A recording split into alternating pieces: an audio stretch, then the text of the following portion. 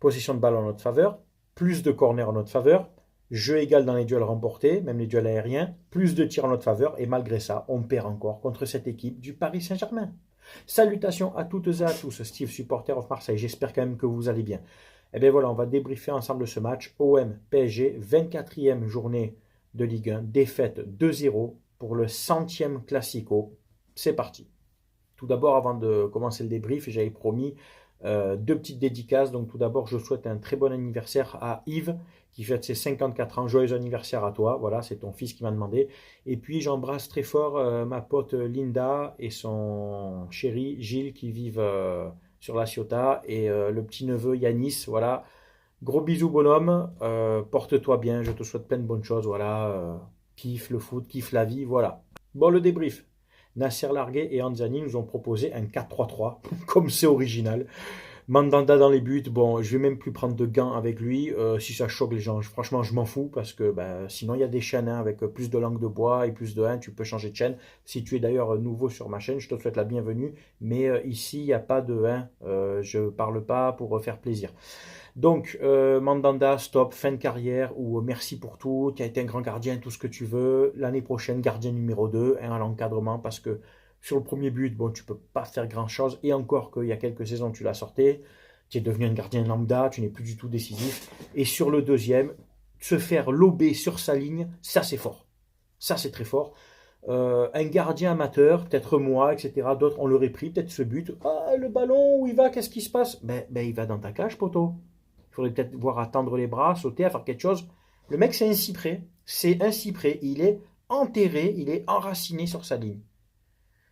Donc, ouais, j'en veux beaucoup. Et franchement, avant que ça finisse mal, qu'il devienne vraiment un gardien bidon, je pense qu'en fin de saison, il faut vraiment qu'il arrête. Moi, je ferais même jouer de temps en temps Yohan Pelé, sincèrement.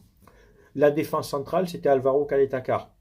Bon, je vais commencer par le meilleur des deux pour moi dans le match, c'était Alvaro, qui s'est le plus battu. Beaucoup d'envie, beaucoup de niaque dans ses interventions. Bon, il avait fort à faire.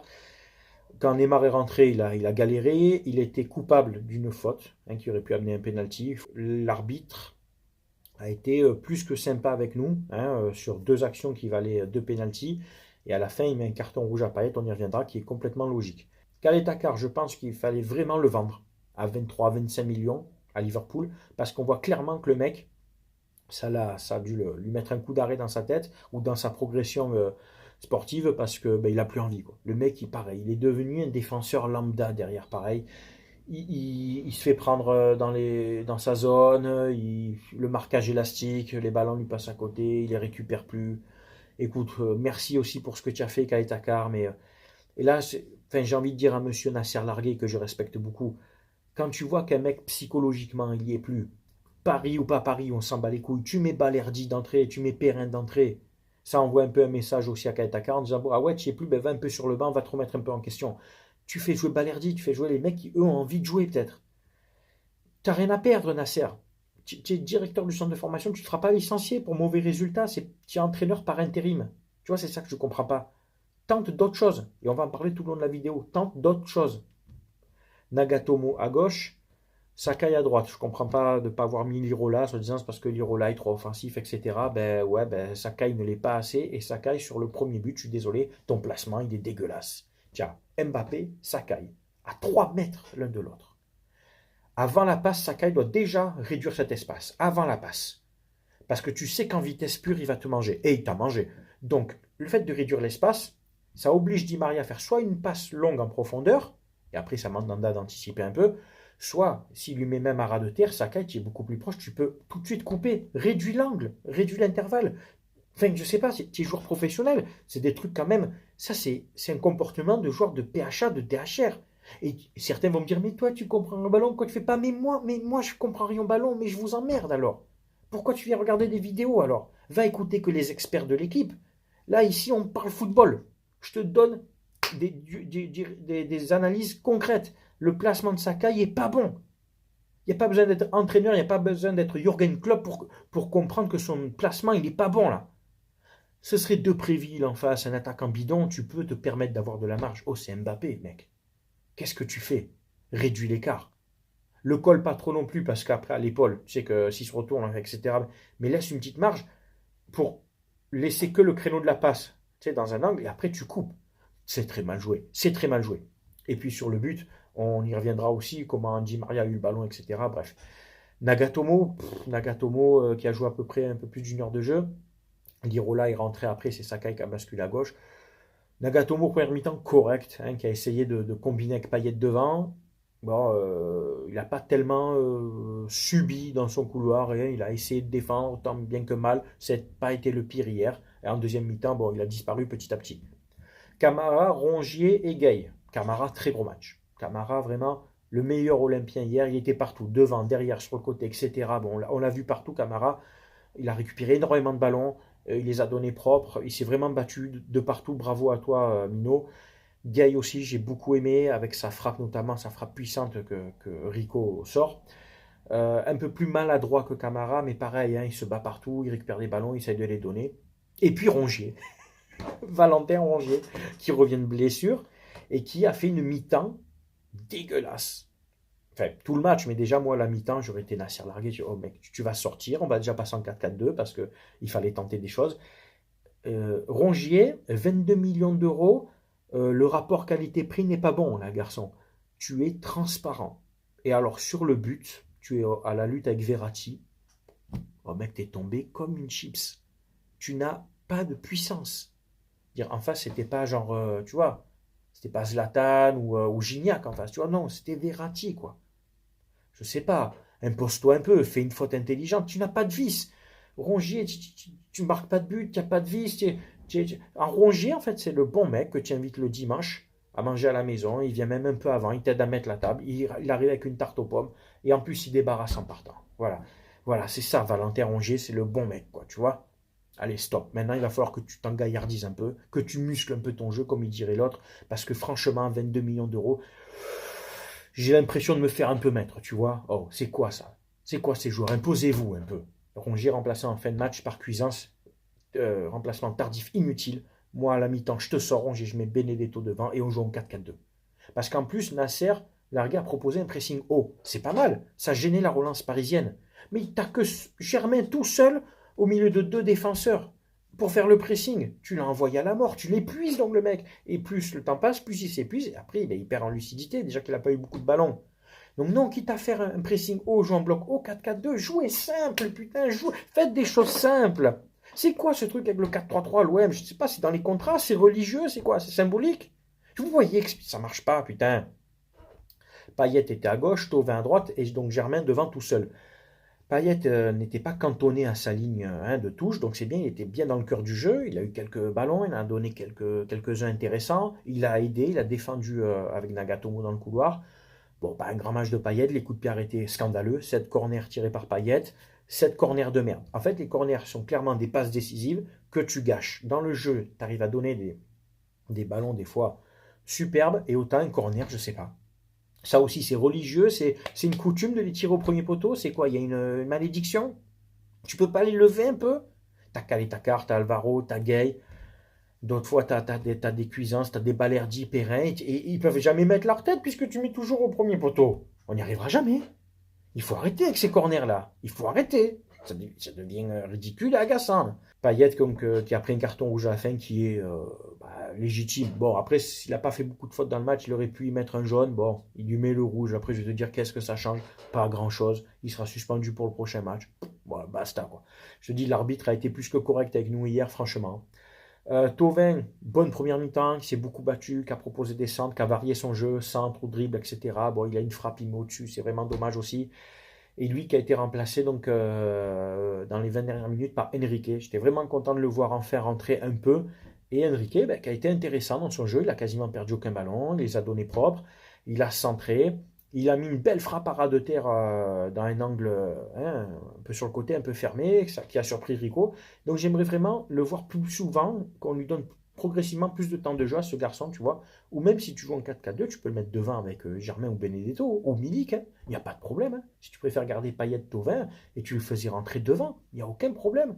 Hein, il va percuter, il va dribbler, voilà, il a une frappe de balle correcte. Enfin, pourquoi pas, quoi? Pourquoi pas? Bon, c'est une défaite on ne mérite pas de gagner, certes. Du jeu, on a essayé, hein, les joueurs ont essayé de proposer quelque chose quand même, avec ce pressing. Les supporters, donc les groupes de supporters sont allés voir les joueurs pour un petit peu les bouger. Je pense que ça a porté un peu ses fruits parce qu'on a vu un meilleur état d'esprit de certains, pas tous. Je mets vraiment Calais Takar dans le mauvais panier, on va dire. Sinon, tous les autres, peu que peu, même Rongier, c'était pas terrible, ont quand même essayé de faire quelque chose. Donc bon, on va pas vous jeter la pierre. De toute façon, vous perdez contre Lens, Nîmes, etc. On s'attendait à quoi contre Paris? J'aurais aimé un match nul, mais c'est comme ça. Là, on a 33 points en 22 matchs.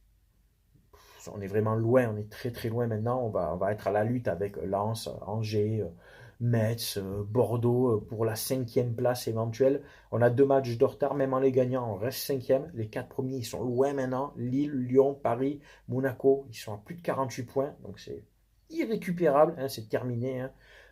C'est terminé depuis un bon moment, mais là, je pense que c'est clair et net. Donc on va jouer la 5e place. Si toutefois vous gagnez des matchs de temps en temps. Là où j'en veux un peu à Nasser Largué et Andiani, malgré que voilà, ils dépannent, c'est de ne pas tenter des choses. Qu'est-ce que vous avez à perdre? On ne va pas vous licencier. Tentez des choses, des 4-4-2, faites des choses un peu, tu vois, pour essayer d'apporter quelque chose. Parce que les joueurs, ils sont encore dans leur état d'esprit de fond de jeu AVB. Tu sais, ce fond de jeu inexistant, dégueulasse. Parce que oui, on a le droit de le dire qu'AVB n'a fait progresser aucun joueur. On peut le dire ça, on peut arrêter de s'offusquer avec ce coach surcoté qui s'est fait virer à Chelsea parce qu'il mettait Drogba, il en parle sur le banc, on en parle de ça. S'il vous plaît, arrêtez avec ce coach. Hein. Ça aurait été un coach français, vous l'aurez dézingué tous depuis un bon moment, c'est vraiment de l'hypocrisie, je ne supporte pas ça. Les supporters, donc j'entends que ouais, les supporters en font trop, etc. etc. Il ne faut pas oublier une chose quand même les gars, c'est que le football est un spectacle, bon, c'est un loisir, une passion pour nous, mais c'est aussi un spectacle payant. Que tu sois à la télé chez toi, donc Canal, Téléfoot, tout ça, Bein, c'est payant. Et quand tu vas au stade, c'est payant. Donc tu es en droit d'attendre un service de meilleure qualité, surtout quand c'est cher. Les places sont plus chères à Marseille que par exemple quand tu vas au stade de Montpellier, de Guingamp ou de Bordeaux sûrement, je pense. Hein. D'accord. Quand tu vas au théâtre, que tu vas au cinéma, que tu prends un abonnement et qu'au bout d'un moment les films ou les pièces de théâtre jouées sont vraiment merdiques, tu vas aller un peu voir le patron, tu dis oh, on vient tous les week-ends, c'est bidon ce que tu nous proposes. Ben là c'est un peu pareil, sauf qu'en plus, ces supporters en plus de payer, ils donnent aussi de leur temps. De leur temps, c'est du bénévolat, les tifos, tout ça, quand ils organisent les déplacements, enfin tout ça, tu sais que je défends beaucoup ce mouvement. Donc oui, je pense que tu as un droit de te plaindre quand on te propose de la merde. Quand tu vas au restaurant, toujours dans le même, parce que tu as un affect pour ce restaurant et que le mec te manque de respect et qui te sert de la merde tout le temps, je crois que tu as un droit de gueuler. Donc pensez-le comme ça, c'est surtout de cet état d'esprit-là, c'est un spectacle payant. Et les joueurs qui signent à l'OM, savent où ils signent. Ils connaissent le contexte, hein, on leur explique bien avant. C'est une grande ville, c'est populaire. L'OM dans Marseille, c'est vraiment un vecteur social, c'est très très très important, plus que dans d'autres villes hein, en France. Donc quand tu viens, tu as vraiment un devoir je ne dis pas de gagner tous les matchs parce que c'est impossible, mais de faire de ton mieux. Hein, surtout au vu les salaires que vous touchez, les joueurs, et au prix où vous êtes acheté. Takar, Rongier, Benedetto, plein de mecs qui ont été vraiment achetés très cher et qui finalement, au niveau rapport qualité-prix, tu vois, te dit garçon, vous avez signé à Marseille, il faut assumer. Moi, de faire du social, basta.